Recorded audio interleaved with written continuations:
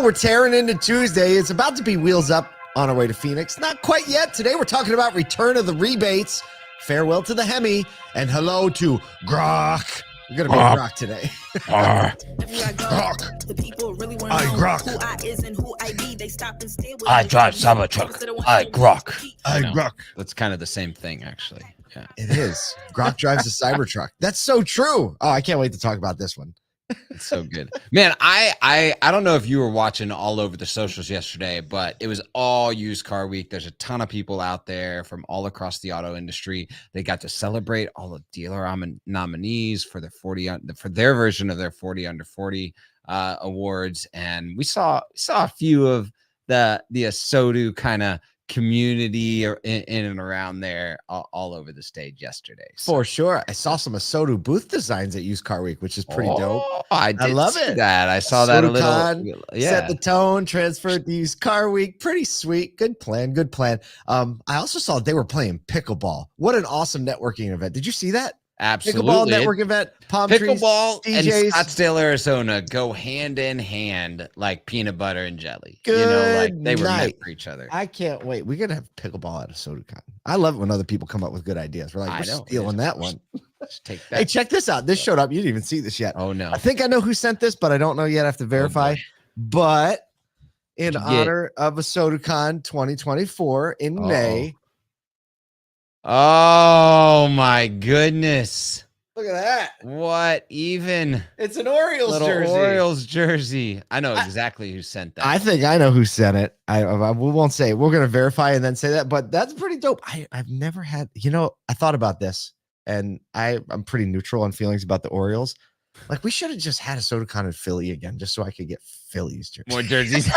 You're like, I get the basketball jersey and the baseball jersey. And no, but ASOTU CON is coming in hot in May this year. Don't have to wait till September, May in 2024. What is it, the week of the 13th? We'll just say that right now. Just to circle the week of the 13th in May. Whole week. And we got a lot of extra stuff on both ends of the conference. We're obviously in planning phase right now. But if you want to be a part of it, sponsor, collaborator, send an email to us, please, amj@asotu.com, amj@asotu.com. The prospectus, I don't know if I know it's done. I saw it in the Slack channel. It's like, is it out? 3% done. Okay. It could go out today. Which, by the way, is record time for us. Absolutely. Because it's before 90 days. You can budget for it. All kinds of fun. Look, we hope to double down on the community feeling. It's all about conversations this year. We're crafting a very specific format so that people have time to talk with other people about the important issues. Yeah, so check it out. No site up, no logo design up. It will be soon, though. Very soon. It's done. Okay, Kyle and I are wheels up. Wheels up tomorrow morning, probably. For Used Car Week. Yeah, tomorrow morning. Used Car Week. We're coming for you. If you're there, Used Car Week, we're sorry we couldn't get there earlier, but we'll be there. Be there all day Wednesday, all day Thursday. So we got a lot of fun. We'll be live podcasting from the podcast stage. I think we're at 5 o'clock on Wednesday evening, and then 2 o'clock on Thursday. On Thursday, right after Navicon, we're gonna have Steve Greenfield. We're gonna have like the little winning party is gonna migrate over to the podcast booth, and we're gonna talk about what's happening. I love it. Maybe we'll get a surprise ending. Speaking of talking about what's happened. Whoa. Let's get in. Segue into the first story. Feels like a winner today. All right. Amidst the notable deceleration in the EV market, automakers are adapting their sales strategies, reflecting basically a shift from high demand to, we'll call it a more challenging landscape. Now incentives and rebates are coming back. Who would have thought it would be the EVs where the rebates were coming back? So Ford has reduced its price of its Mach-E by $7,500. They're also offering, here's the rebate part, $7,500 on top of the federal tax rebate for some F-150 Lightning. They said 10 grand off trucks. Man, oh man, it's been a long time since we've seen that. VW is also advertising an ID4 lease with 0 down. Another little one. It's not quite a rebate, but kind of. So this is one of my favorite quotes ever. This is from Joseph Yoon, an analyst at Edmunds, pointing to a mismatch between the industry's expectations and their current consumer buying behavior. Here's the quote. I think there was a miscalculation about demand and how much EVs would be coveted. I think there was a miscalculation. Joseph, you are right on. I wish there was like 83 trigger pads I could hit about that. Something like that. Yes.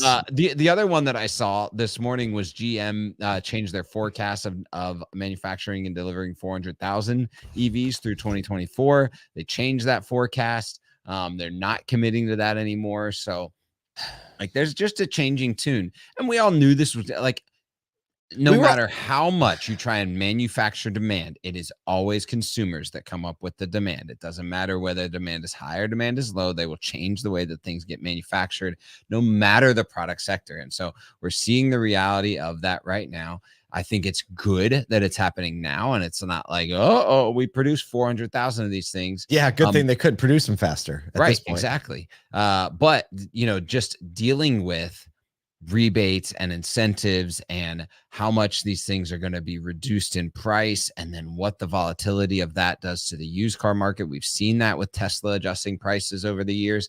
Like the EV market, new and used, is so volatile right now. And I think like dealers are questioning like what to do next. Actually, there's a quote in this article from Jeff Dyke. He's the president of Sonic Automotive. He says, is it sustainable forever? Absolutely not. They're going to have to find a way to make these things cheaper. So there you go. People didn't want to pay premium. Nope.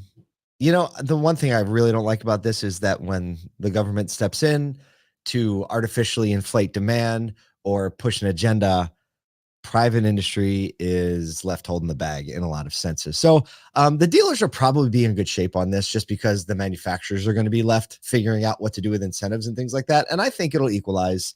EVs will become adopted, but just in a more consumer driven pace and not a rhetoric driven pace. Funny thing about that. Speaking of, I don't know, watching grown men cry. Stop. Segue. Time. Well, 2025 will be the year the world will hear a grown man, very good shape too, I might add, Scott Simons, partner at Carter Myers, Jeep, Dodge, all the Stellantis stores, and some others, as Stellantis kisses the iconic Hemi goodbye. The company is steering its light-duty Ram trucks toward electrification and discontinuing the Hemi engine in the light trucks starting in the year 2025. So let's moment of silence for that. I remember when it came. I remember when the Hemi came back, and it was the biggest deal. So here's the deal. In the meantime, they're getting rid of the Hemi, but they're introducing a new plug-in hybrid model. Pretty awesome name, the Ram Charger. That's a great name. The Ram Charger and Grok are going to square up. Maybe Grok and the Ram Charger are going to have a fight. What is this world? It is a transitional option for consumers hesitant to adopt a fully electric vehicle. So I did a little research because this wasn't in the article. Give it to us.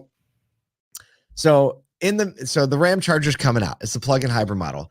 Yep. When the truck doesn't have a Hemi in it, though, it actually is replacing a gas engine in where the Hemi used to be, called another awesome name, a 6-cylinder Hurricane. Right. So basically it's a V6, a supercharged or a turbocharged V6 option. The Hemi produced 394 horsepower. The Hurricane produces 540 horsepower. So I think people are going to get over it pretty quickly. I think they are too. And some of this is driven by Stellantis facing penalties, I guess, for not meeting efficiency standards or emission standards in the U.S. So I don't know. We forget about that. There's actually an average emission standards coming up in 2025 that the average across your brand has to meet a certain minimum standard highway and city combined miles per gallon. And this is why so many have moved to hybrids or moved to electrification, or even removed larger SUVs and trucks from their model lineup because of the need to change what the overall average across all models is. You see like some of the manufacturers like Mazda and Subaru just kind of like when it came out, they're like, meh, we've been doing that for years. But all these other manufacturers are faced with this like massive penalties coming up here soon.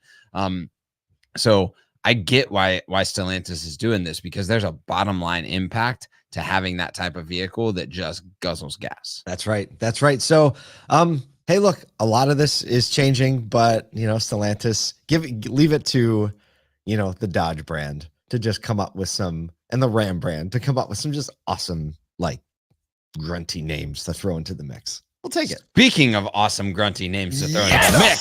Segue. Time.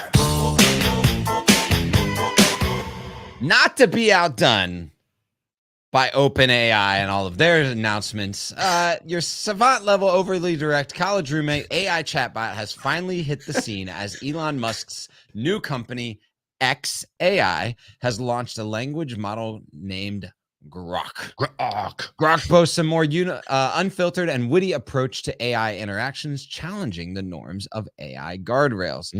So here's the big difference in this large language model to like some of the others like ChatGPT.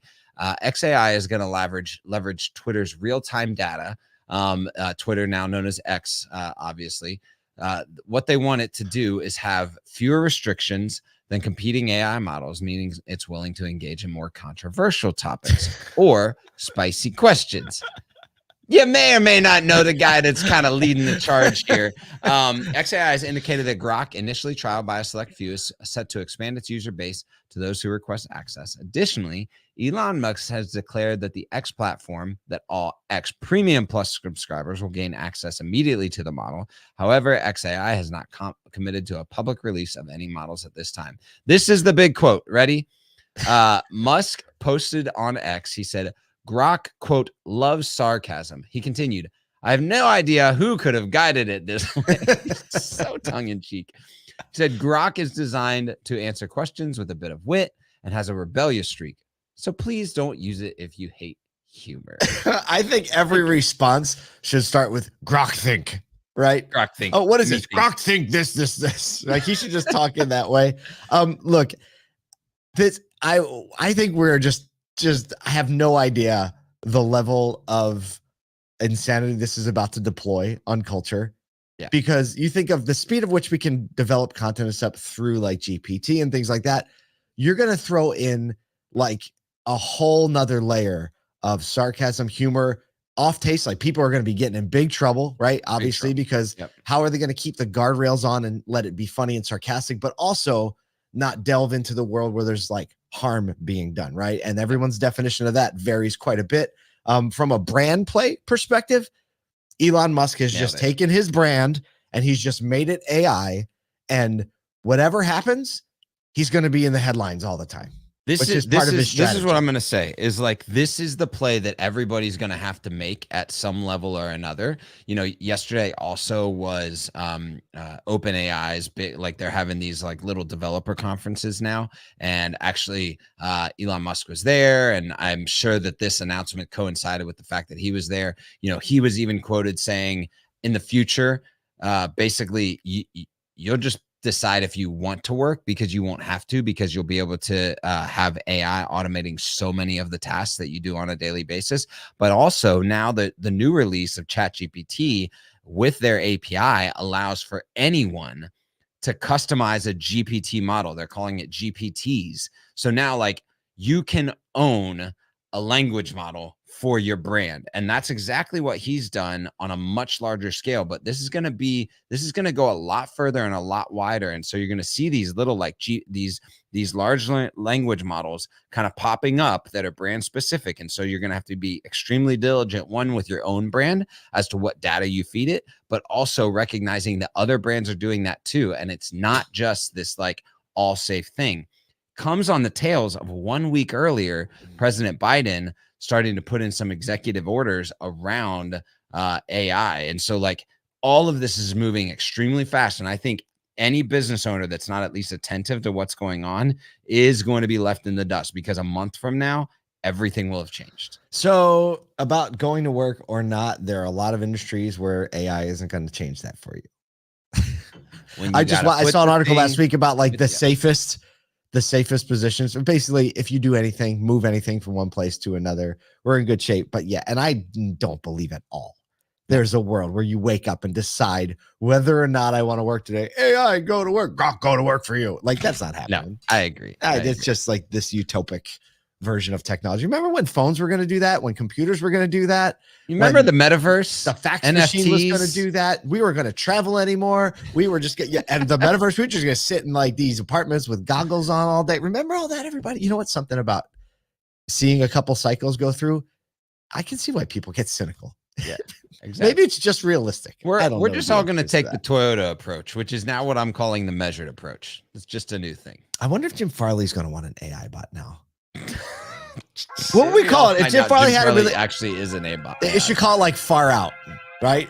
Far Out, the new AI bot by Jim Farley. Either way, hey, if you're in Used Car Week, we're coming for you. We'll see you tomorrow. Aside from that, we'll be on the internet. We'll see you there.